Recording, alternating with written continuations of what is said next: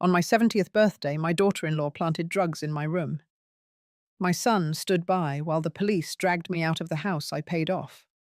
He didn't blink. That night, I stopped being a mother. I became a target. For 2 days, I sat in a cold cell while they filed for control over my retirement fund. $6.1 million. But they forgot one thing.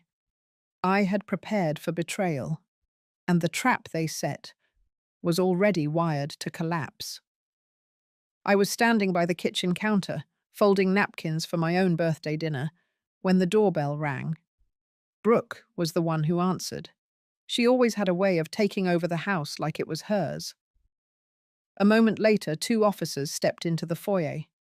They asked for me by name and said they had a warrant to search my room. I didn't argue.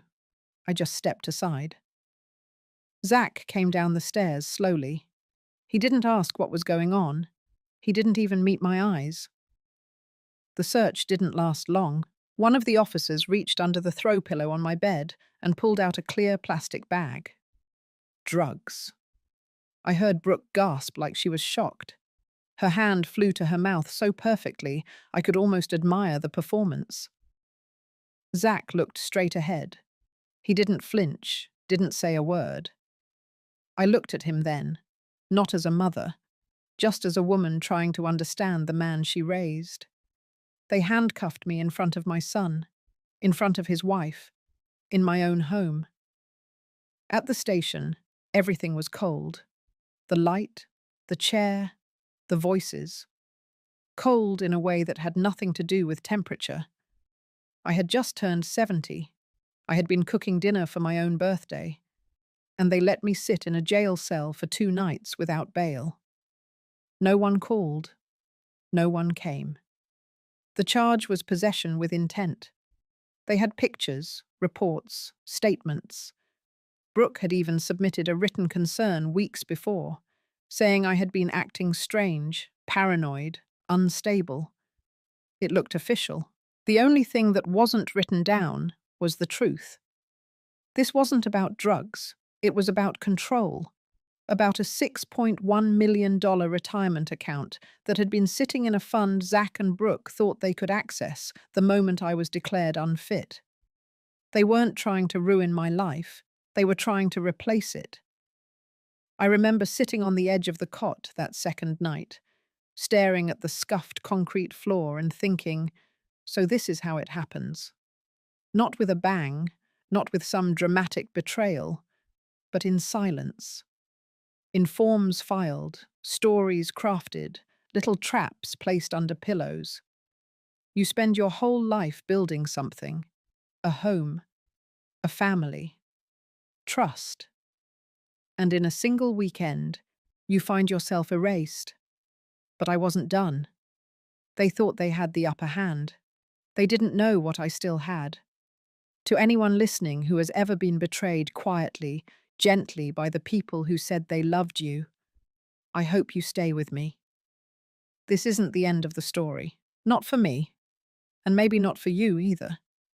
When I stepped out of the station 2 days later, the sun was bright, almost offensive.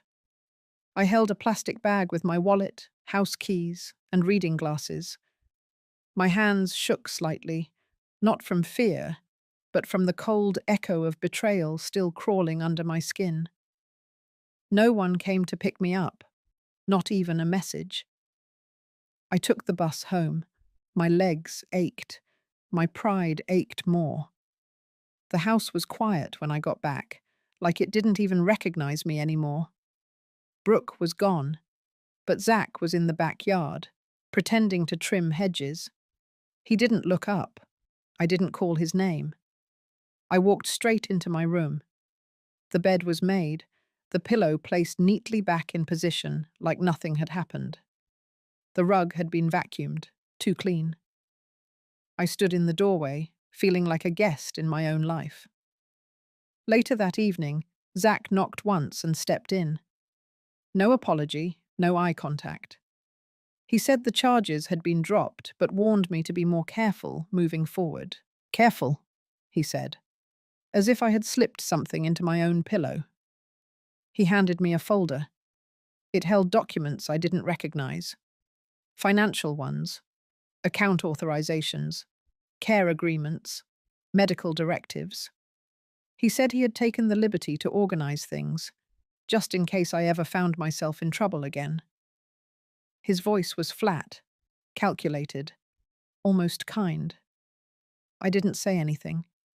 I flipped through the papers slowly, pretending to read them, but I was watching him, watching the way he stood, relaxed, assuming I would fold the way I always had. He told me Brooke had written everything down for my protection, that if anything ever happened again, they'd be ready to step in, just to help, just until I was stable. That was the moment I understood. This wasn't about the drugs. It wasn't even about getting me arrested. That was only step one. The real plan was long-term. Brooke and Zach had decided I was going to disappear, quietly, legally, one signature at a time. The house was in my name. The retirement accounts, too. There were stocks, a pension, and a contract I had signed with a federal agency that still paid out quarterly. I had always kept things private, even from Zach, but now they had found a way in. I set the folder down, thanked him, said I needed rest. He smiled and told me to take my time. That night I didn't sleep. I sat in the dark and made a list, not of revenge, of clarity, of everything I had left, everything still in my name, every document I had ever signed, and what I would do with them now. In the morning, I walked into the garage and unlocked the old metal cabinet in the corner. It hadn't been touched in years. Inside, everything was still there. My husband's files, my original will, my contracts. A folder marked backup. I opened it. There, tucked behind the old estate papers, was something I had nearly forgotten about. A second power of attorney document, unactivated, signed years ago with a clause tied to mental capacity. And the name on it wasn't Zach. It was Dylan, my nephew. I stared at it for a long time. I remembered his laugh when he was little, how he used to sit on the counter while I cooked. He was working for a logistics firm now. Smart, steady, trusted. I hadn't talked to him in almost 2 years, but I had named him for a reason. I folded the paper, placed it in my bag, and locked the cabinet again. Something inside me clicked into place. They wanted me erased, but they were about to remember who I was. The next morning, I got dressed early and took the long way to the bank. Not because I had to, but because I needed time to clear my mind. There's something about the sound of your own footsteps on an empty sidewalk that reminds you you're still here, still real, still solid. At the bank, I met with Mrs. Langston. She'd been managing my retirement accounts since before Zach graduated high school. She greeted me with that familiar half-smile and asked if everything was all right. I told her I wanted to review my beneficiary structure. That was all. Inside her office, I handed her a sheet of names. Old names. Family members I hadn't spoken to in years, friends from my church group, and 2 former students who had stayed in touch since I left teaching. I removed Zach. I removed Brooke. I removed any trace of what had once been my plan for legacy. I asked her to flag any suspicious activity moving forward. Silent alarms, internal reports. She looked at me for a moment longer than usual, but nodded. She understood without asking. Next, I walked 2 blocks to a small legal firm tucked between a dry cleaner and a tailor. Inside, everything smelled like printer ink and lemon polish. The lawyer, Mr. McElroy, had once helped me settle a licensing dispute over one of my educational programs. He remembered me. I showed him the folder from my garage, including the unactivated power of attorney. His eyebrows lifted slightly. He asked if I was planning to invoke it, I told him not yet. I just wanted it reviewed, updated, and prepared. Quietly. No notifications, no alerts. We spent an hour revising the language, tightening the clauses, and placing specific limitations on who could access what. I left with a fresh copy in my bag and a smaller one locked in a fireproof envelope in his safe. By the time I got home, the house felt different. Brooke had returned. I could hear her in the kitchen, her voice bright and overly polite. She had baked something. Peach cobbler, I think. She offered me a slice like nothing had happened, like I hadn't spent 2 nights on a concrete cot while she watered my plants and folded my laundry. I accepted it, sat down at the table, ate every bite. After dinner, I returned to my room and opened a drawer I hadn't touched in months. Inside was a black GoPro camera I had used during the pandemic to film educational videos for seniors. It was still functional. I charged it overnight. For the next week, I kept it running quietly from a corner shelf behind my books. It wasn't illegal. It was my room, my equipment. The lens was small. The room was small. And people tend to forget what's watching when they stop pretending. On Thursday, Brooke stepped into my room while I was in the garden. I saw her through the front window. Calm. Quick. She moved the pillow, reached beneath the mattress, opened my closet. She wasn't looking for anything. She was checking, rehearsing. The next day, Zach brought home a set of papers, said they were just for review. Living trust proposals, emergency guardianship language, all wrapped in gentle tones and concerned glances. I didn't argue. I didn't flinch. I asked for time to read them. Then, that night, I slipped the camera from the shelf, uploaded the files, and named them by date. Everything labeled, everything stored. This wasn't just about my money anymore. It was about the space I had given people who never truly saw me, who only loved me when I was useful, who smiled while planning my exit. But they forgot. I taught for 32 years. I saw cheaters every semester, and I never once flinched when I caught one in the act. Now it was my turn to grade, and the red pen was back in my hand. I spent the weekend reviewing every document Zach had slipped into that folder. The legal language was just careful enough to look harmless, but between the lines, it gave him broad access to my finances and my care decisions. One form, disguised as a standard medical release, would allow him to move me into a care facility without a second opinion. Another authorized him to act as my financial guardian in the event of cognitive decline, a term conveniently left undefined. They thought I would sign it out of confusion, or fear, or worse, the kind of blind trust I used to have. On Monday, I drove to a small notary office on the east side of town and had 2 forms stamped and witnessed. One revoked any previous powers of attorney. The other designated Dylan as my sole financial and medical contact, should anything happen. I filed copies at my lawyer's office and kept the originals in a safety box under my bed. By Wednesday, Brooke was chirping again. She said she had found a lovely retirement community she wanted me to visit. She claimed it was just for fun, something she had seen in a magazine. The brochure she left on my nightstand was glossy, full of staged smiles and yoga classes. I slipped it into the trash as soon as she left the room.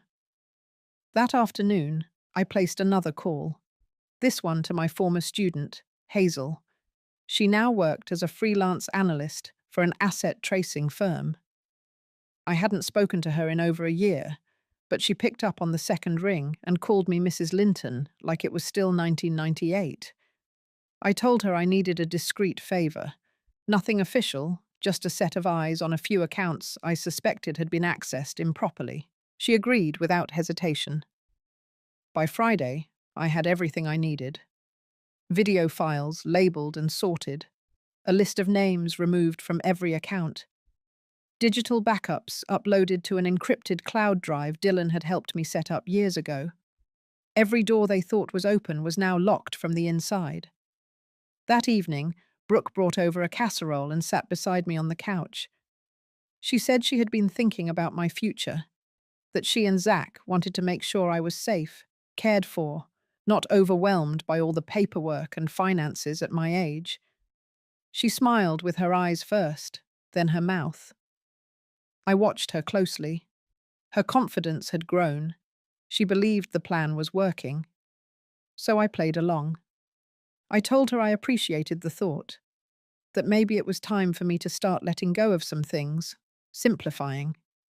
She touched my hand lightly and said that was all they ever wanted. Support, peace, family harmony. The next morning, Hazel sent me an encrypted email. There had been login attempts on 2 of my accounts, both from devices linked to Zach's home network. Both failed. I forwarded the details to McElroy. He replied within an hour and told me not to respond to anything they sent me directly. From now on, he would be the point of contact for all legal and financial matters. His tone was calm, but beneath the words, I could feel the urgency. I stood in the kitchen later that night, washing a single cup in the sink. The house was still. Brooke and Zach were out.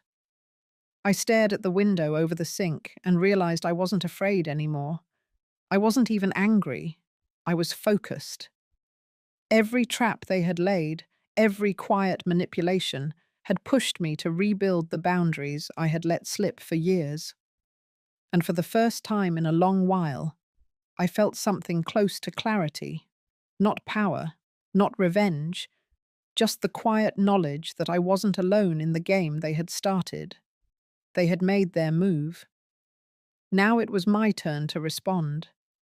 Not loudly, not cruelly, but with precision, with control. And the timing would be mine. On Sunday morning, the air was thick with a strange quiet. Brooke was already in the garden pruning roses she never planted, wearing that crisp linen apron like she owned the soil. Zach sat in the dining room with his laptop open, pretending to review spreadsheets, though I knew he hadn't worked since last April. I moved through the house like a guest, careful not to disturb their delicate balance of illusion. I spent the afternoon in my sunroom, sorting through paper files. Not digital copies, not emails. Real printed statements and deeds and contracts. Things that had weight and signature and memory. I held each page as if it were a piece of my history, which in many ways it was. That's when I found it. A property title from 1987, a parcel of land I had forgotten I still owned. Back then, it was meant as a summer project, just an acre and a half near Oakhurst, nothing fancy, but fully paid off and still in my name. No liens, no co-signers, just me. It felt like a door I hadn't realized was still unlocked. I drove out to see it the next day. The old cabin was still there, worn but upright, the roof slightly caved on one side, windows dirty but unbroken. The land was overgrown, but there was something peaceful about the wildness. It hadn't been touched by any of the people who now filled my life with tension. No Brooke, no Zach, just air and trees and the faint rustle of something that hadn't been ruined yet. I stood on that porch and realized I needed a place like this. Not forever, just for now, a space that was mine again. When I returned home, Brooke was on the phone, pacing the kitchen, voice low and firm. I caught a few words. Something about timeline, something about transfer. She didn't see me. That night, I made my decision. I contacted Hazel and asked her to arrange a secure sale of a small mutual fund I had kept under a different name. She handled everything. Discreet, clean. By Wednesday, the funds had cleared. I placed a down payment on repairs for the cabin and arranged for a local contractor to start work within the month. I told no one. In the meantime, I kept the house peaceful. I cooked dinner, I folded laundry, I even complimented Brooke's choice in drapery, which made her pause just long enough to wonder if she had finally worn me down. But she hadn't. That Friday, McElroy called. The login attempts had continued. Zach had now tried from 3 separate IP addresses, escalating in frequency. McElroy had flagged the activity with the bank's fraud department, quietly, nothing official yet. But it was no longer a suspicion. It was evidence.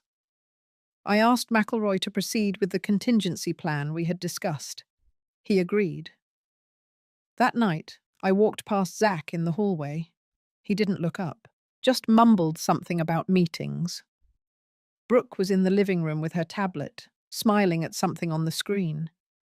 She looked up as I passed and gave me a smile that didn't quite reach her eyes.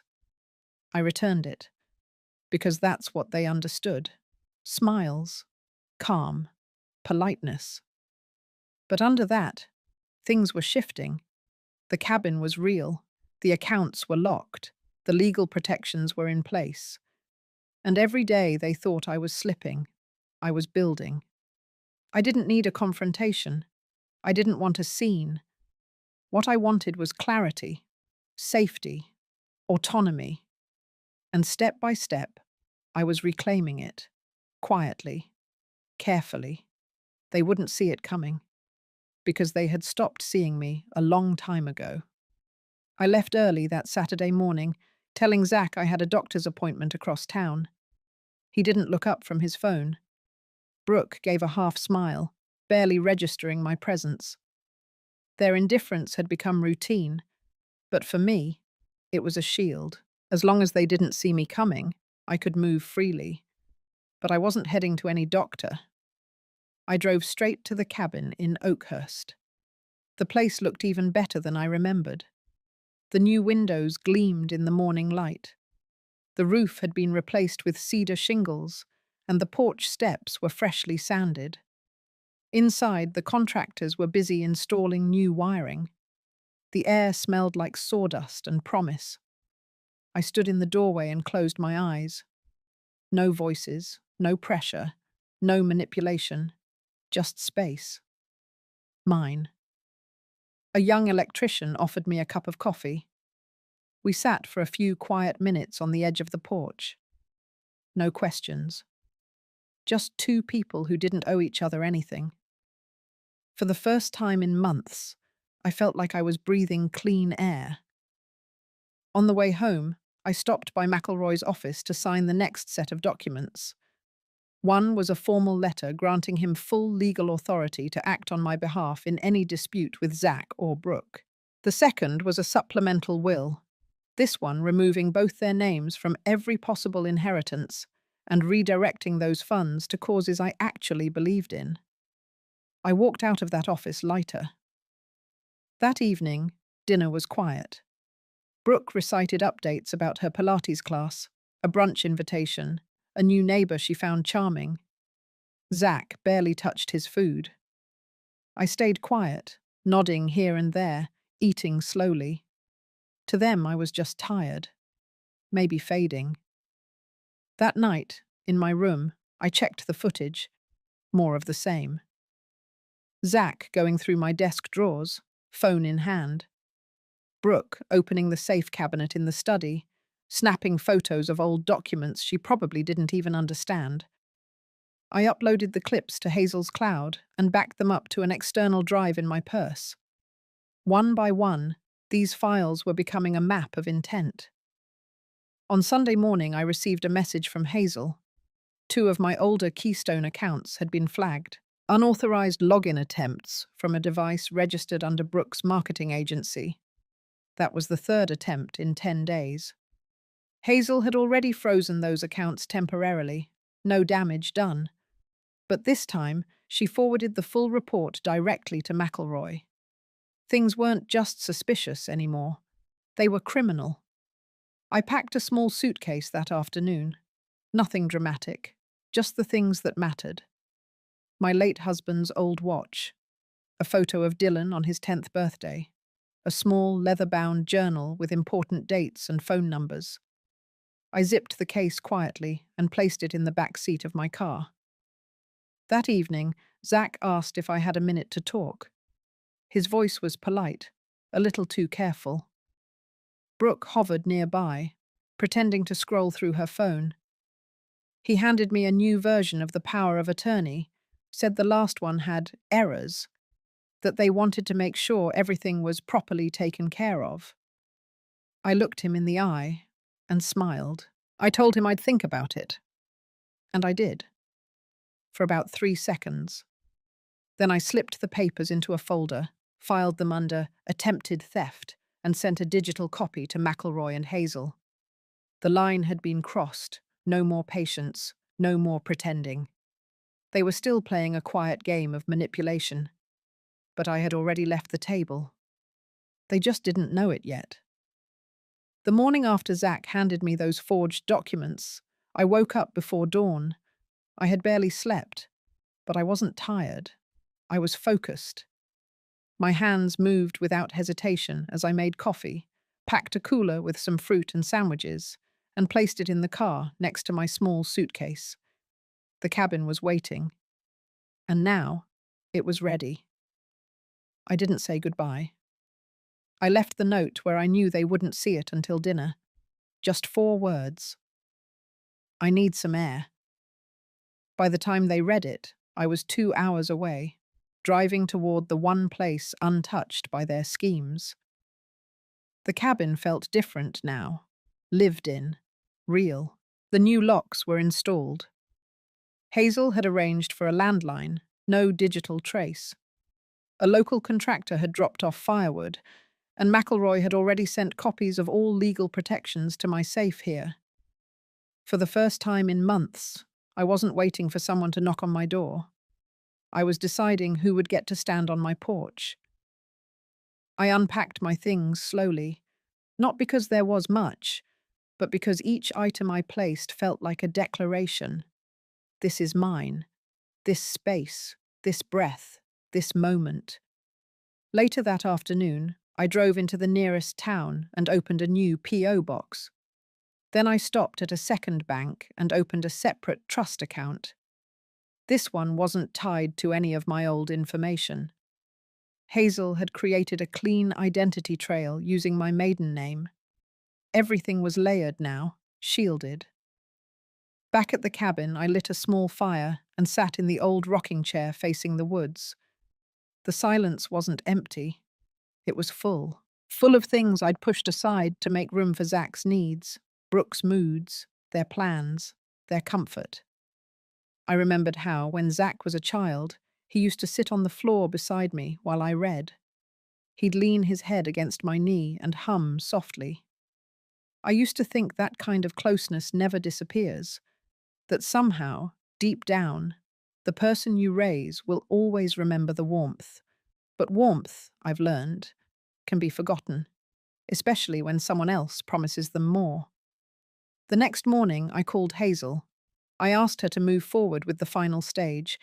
That included transferring all remaining assets into a protected trust, one that excluded Zach and Brooke entirely. Hazel didn't ask why. She just said, "It's already in motion." Then came the letter. Zach had mailed it to my old house. Hazel intercepted it. In it, he said they were worried, that they hadn't heard from me, that they wanted to make sure I was okay. And tucked inside, another copy of the power of attorney. This one had Brooke's handwriting on the envelope. They weren't even trying to hide it anymore. Hazel advised we initiate the quiet notification clause in my estate file. That meant McElroy would send a letter, formally stating that I had reassigned all legal control to new representation and that any future communication must go through him. I approved it. That night, I slept without locking the door, not because I was careless, but because no one knew where I was. Zach and Brooke were still spinning their web, but they didn't realize the spider had moved. They were chasing a version of me that no longer existed. The woman who had waited, trusted, made excuses. She was gone. and the one who remained had nothing left to lose, only something to reclaim. I spent the next week in the cabin without checking my phone, not even once. The stillness wrapped around me like a weighted blanket. I cooked simple meals, cleaned corners no one had touched in years, and let myself breathe without an audience. No more questions, no expectations, no eyes tracking my every move. Then, late Friday afternoon, McElroy's assistant sent word through Hazel. A certified letter from Zach had arrived at the law office. It was a request for emergency access to my medical information. He claimed I had gone missing. He insisted I was mentally unwell.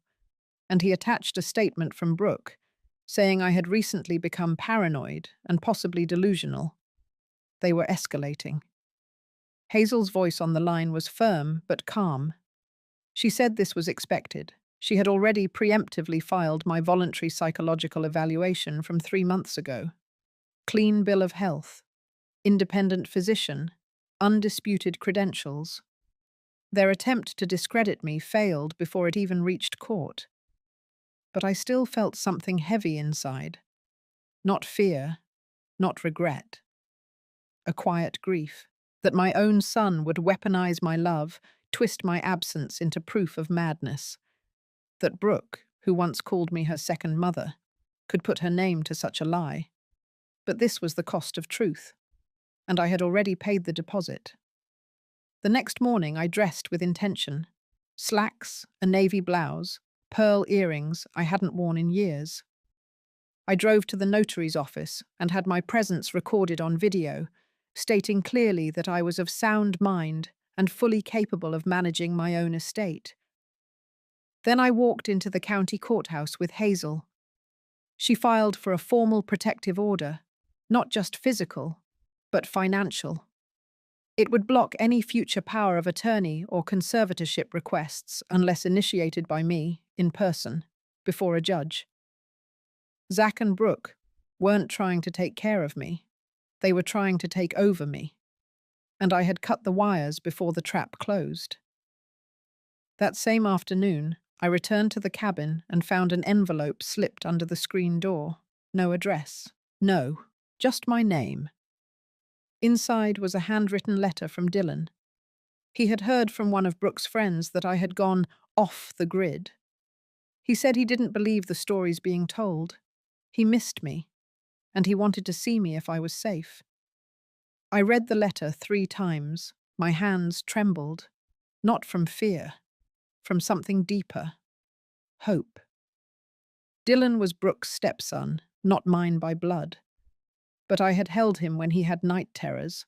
I had helped him write college essays. We planted tomatoes together every spring. And now he was reaching back. He had seen through the fog. That evening, I sat on the porch and wrote him back, short and steady.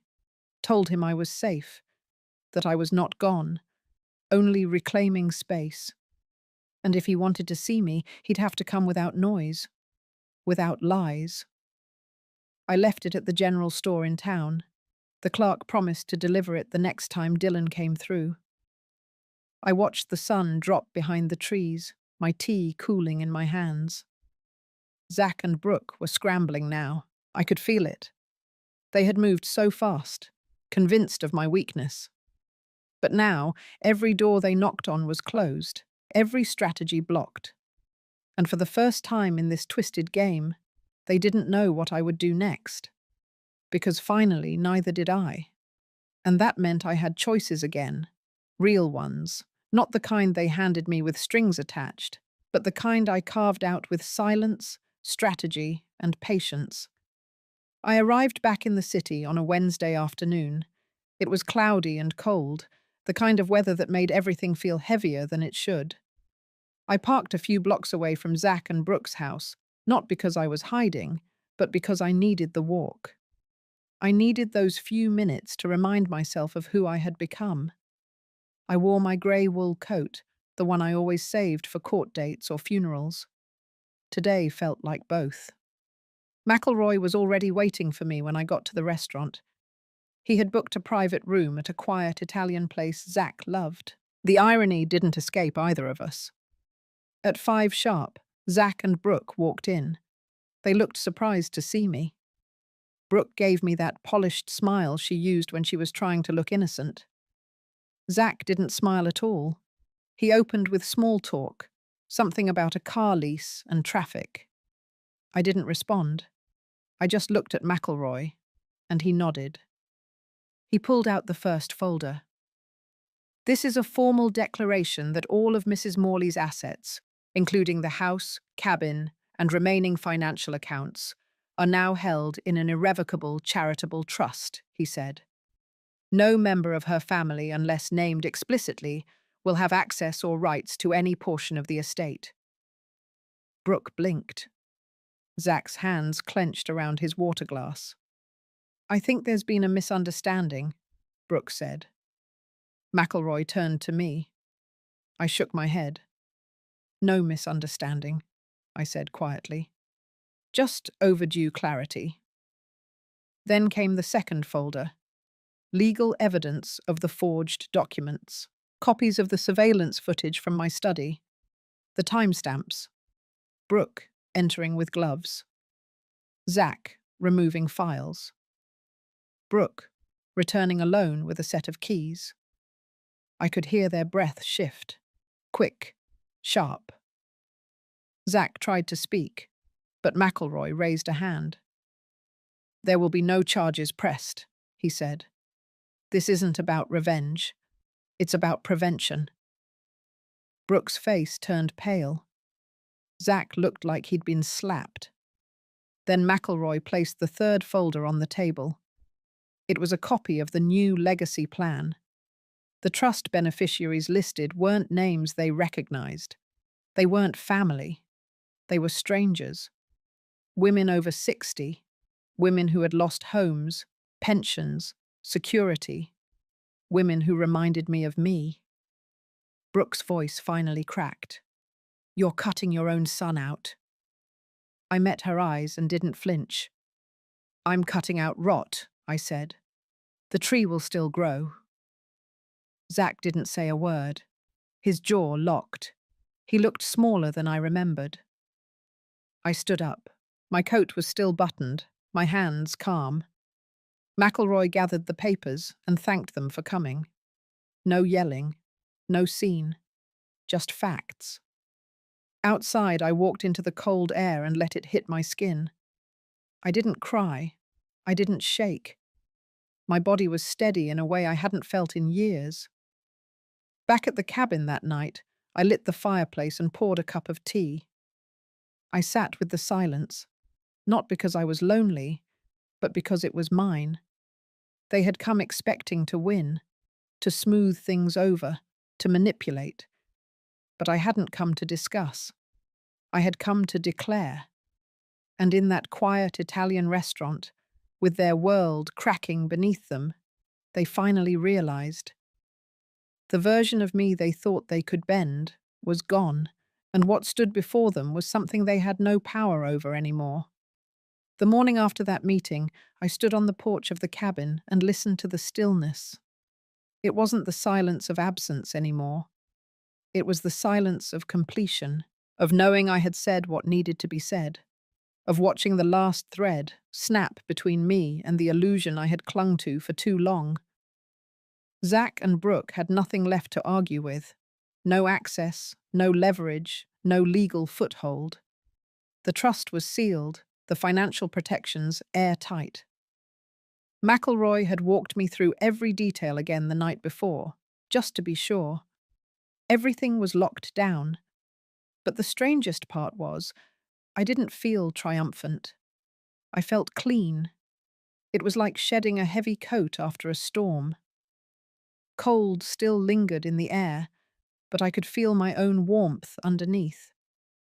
I spent the day going through old boxes, not the kind filled with papers and accounts, but the kind I hadn't opened in years.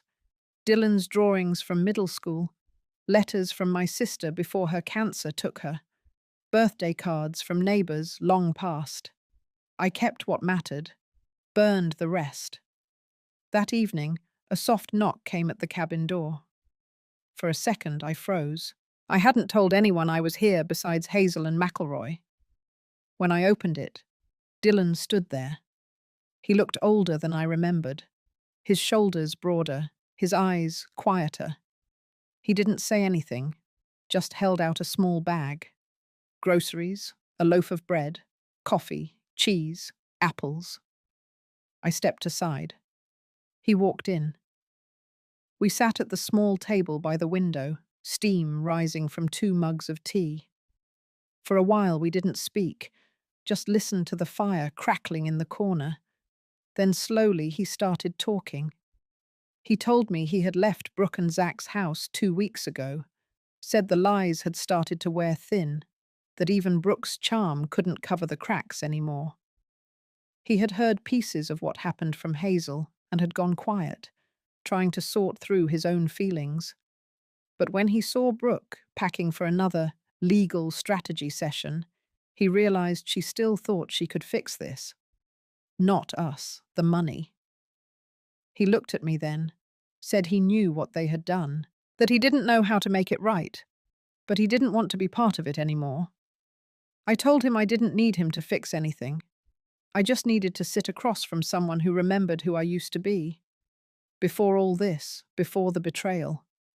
We talked late into the night, about nothing and everything, about how the garden used to flood every spring, about how Zach cried when he lost his first dog, about how quiet it had gotten in that house after Brooke moved in, like all the air had been pressed out. When he left, he didn't ask for anything, not forgiveness, not a second chance, just time. And for the first time in months, I felt something stir. A thread not tied to grief or duty or defense, a thread of trust. Fragile, yes, but real. That night, I added a name to the trust. Not because I owed him, but because something in me wanted to believe that not all things broken stay broken. Some rebuild themselves quietly, without ceremony, without demand. And maybe that was enough. The week that followed felt like I was living inside a quiet kind of freedom. No footsteps echoing in the hallway, no tension humming in the walls. I woke early, made my coffee, sat with a pen in my hand, and no urgency to defend myself. The trust had been finalized, every clause reviewed, every document sealed. For the first time in years, my assets weren't hanging over my head like bait. They had purpose now, direction. I wasn't just protecting them from Zach and Brooke, I was releasing them from the story they had been trapped in. Hazel came by with a box of mail she had collected for me. Among the envelopes was one marked from the state board. I opened it carefully. Inside was a simple confirmation. The program for women over 60 had received its initial approval. I had spent the past 3 months working with McElroy and a woman named Connie from the Legal Aid Office to design it. A grant system for women like me, women who had been discarded, who had built everything and then been shut out of it. We called it Second Foundation. It wasn't flashy, no gala, no press. But it was real. That same afternoon, Dylan called. He asked if I wanted to join him for a walk through the park near the river. I hesitated, not because I didn't want to, but because I still didn't know how to be around him without remembering what he didn't say when it mattered most. But I said yes. He brought coffee and a scarf I had left in his truck years ago. The air was crisp, the leaves beginning to turn. He walked slowly beside me, hands tucked in his jacket pockets. We didn't talk much, and that was fine.